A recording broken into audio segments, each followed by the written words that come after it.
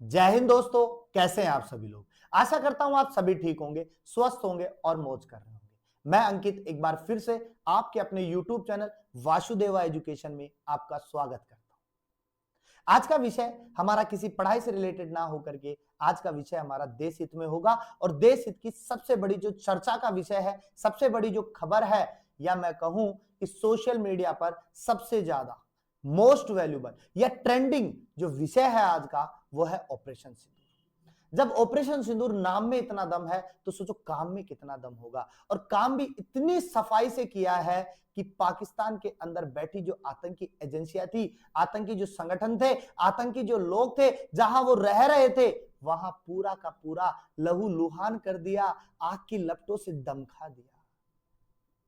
और मैं तो एक बात कहूं, जहां भारत के लोग मॉक ड्रिल या सायरन के साथ में कैसा व्यवहार करना है, सायरन बजे तो हमें क्या करना है, कैसे रहना है, लाइटें बंद करनी है, इन सब में लगे हुए थे, इस पर चर्चा कर रहे थे। तभी लगभग रात के समय या सुबह 1:51 की बात करें, अपने पास में 1:51 सुबह हो जाती है 12 बजे के बाद में, और 1:51 पे ऐसा धमाका हुआ कि पाकिस्तान जो था वो पूर्ण रूप से लहूलुहान। और देखो, जैसे ही मैं सुबह उठा और सुबह उठते ही ये न्यूज देखी मैंने, मन बहुत प्रसन्न हुआ। और मन प्रसन्नता के साथ में एक ही विचार प्रकट हुआ कि पाकिस्तान के तो पहले ही रहने के वांदे थे, पहले ही खाने के वांदे थे, और मोदी जी ने या भारतीय सेना ने इतनी अच्छे तरीके से मिसाइलें दागी कि अब पाकिस्तान के खाने के साथ साथ रहने के और भी वांदे हो गए। जहां पाकिस्तान के बड़े लोग जो थे फॉरेन कंट्री के अंदर जाने की तैयारी में लगे हुए हैं, वहीं पाकिस्तान के जो लोग हैं वो केवल हाहाकार मचा रहे हैं। ये सारी घटनाएं जो है वो पहलगाम पर आधारित थी। पहलगाम के अंतर्गत भारतीयों को मारा गया था, हिंदुओं को मारा गया था।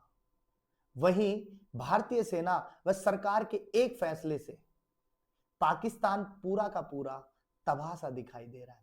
अब हमें समझ ये नहीं आता, क्या ये वार होगी, क्या ये लड़ाई होगी, क्योंकि पाकिस्तान के भी तीखे बयान आ रहे हैं, हिंदुस्तान ने तो साफ कर ही दिया है क्या होगा।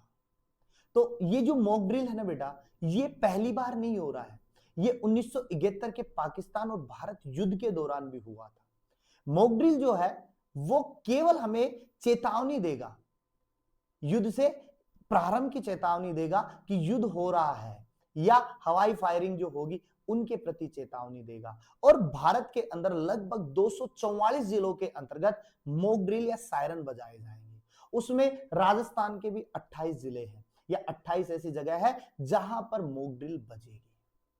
मॉक ड्रिल से घबराना नहीं है बेटा, बल्कि सरकार का साथ देना है।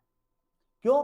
क्योंकि सरकार हमारे लिए ही तो करती है, किसी और के लिए थोड़ी कर रही है। और मॉक ड्रिल में करना क्या है हमें, जब सायरन बजे, सायरन की आवाज सुनाई दे, ब्लैकआउट की घोषणा हो, या टाइम जैसे निर्धारित है 7:50 के बाद का, तो जब ऐसी चीजें हो तो हमारे घर की सारी लाइटें बंद कर देनी है, यहां तक कि इन्वर्टर की जो सप्लाई है उसे भी बंद कर देना है। और हमारे जो बच्चे बुजुर्ग जो हैं उनको इन चीजों के साथ में सचेत करवाना है, क्योंकि हम ही उन्हें सचेत करवाएंगे, हम ही उन्हें बताएंगे क्या हो रहा है। और जब अगर ऐसी घटनाएं घटेंगी तो सरकार हमें पहले से ही इन चीजों के प्रति जानकारी देगी। और मैं तो एक ही बात कहूंगा बेटा, इस पूरे मूवमेंट को देख करके पब्लिक बहुत खुश है, हर जगह खुशी का माहौल बना हुआ है। कारण केवल एक, पाकिस्तान के अंदर लहूलुहान, पाकिस्तान के अंदर आग की लपटें। और वो आग की लपटें कब तक रहती है देखेंगे। अब देखो, बार बार पाकिस्तान जो है एक धमकी देता रहता है कि मैं परमाणु बम छोड़ दूंगा, मैं परमाणु बम छोड़ दूंगा। बेटा एक चीज देखो, परमाणु बम की धमकी तो अटल बिहारी वाजपेयी जी के टाइम पे भी दी गई थी, लेकिन परमाणु बम छोड़ा नहीं गया था। अटल बिहारी वाजपेयी जी ने एक ही बात कही थी, छोड़ दे कोई दिक्कत नहीं है।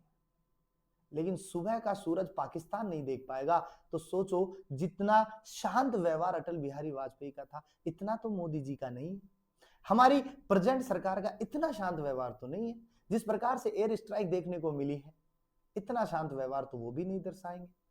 और देखो, परमाणु बम जो छूटेगा ना, वो बड़े शहरों पे छूटता है, या अगर पाकिस्तान अटैक करेगा तो बड़े कंट्री, बड़े शहरों पे करेगा, जैसे दिल्ली है, कोलकाता है, चेन्नई है अपने पास में, या राजस्थान में अपन जयपुर की बात करें, इसके अलावा मुंबई की बात करें, इन जगहों पर करेगा। और देखो, परमाणु बम जो है ना, जैसे ही फटता है ना, उसका टेम्परेचर इतना हाई हो जाएगा। और याद हो आपको तो साइंस के अंतर्गत हम एक चेरनोबिल दुर्घटना पढ़ते हैं जो रसिया के अंदर हुई थी। तो परमाणु बम जब फटेगा ना तो उसका टेम्परेचर इतना ज्यादा होगा कि वो सब कुछ तहस नहस कर देगा। तो पाकिस्तान कहता है मैं परमाणु बम छोड़ दूंगा, तो हम भी खाली हाथ तो बैठे नहीं है, अपने पास भी तो परमाणु बम है, हम भी तो छोड़ सकते हैं। जब भारत इतना बड़ा है तो पाकिस्तान को कितने परमाणु बम छोड़ने पड़ेंगे और हमें कितने छोड़ने पड़ेंगे, ये अंदेशा आप लगा सकते हो।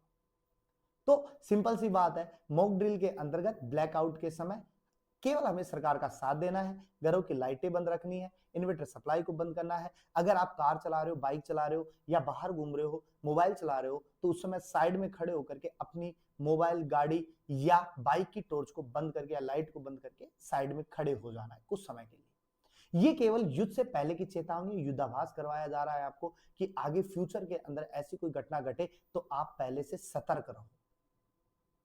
इसी के साथ में एक बार फिर से ऑपरेशन सिंदूर की बहुत बहुत शुभकामनाएं सरकार व सेना को।